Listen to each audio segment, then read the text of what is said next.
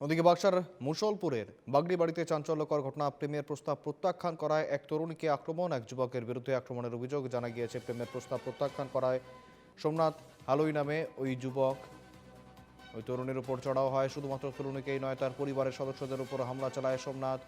উচ্ছৃঙ্খল যুবকের ধারালো অস্ত্রের আঘাতে আহত তরুণীর কাকা গুরুতর আহত। কনক হালুই হাসপাতালে চিকিৎসাধীন। বর্তমানে তরুণীর আশঙ্কাজনক অবস্থা, আইসিইউতে মৃত্যুর সঙ্গে পাঞ্জা লড়ছেন তিনি। অভিযুক্ত সোমনাথ হালুইকে মুসলপুর পুলিশ গ্রেপ্তার করেছে।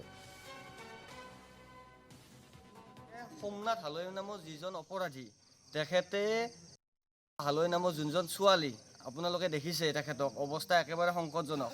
তো তেখেতক এই চকা অস্ত্ৰৰে আঘাত কৰিছে। কাৰণ তেখেতে আজিৰ পৰা প্ৰায় এবছৰ দুবছৰ আগৰ পৰা সেই ছোৱালীজনীক বিয়া পাতাৰ কাৰণে মিছা প্ৰলোভন দি ভাল পাব লাগে, কিবা কৰিব লাগে, কিন্তু ছোৱালীজনী সেই সম্পৰ্কত মান্তি হোৱা নাই।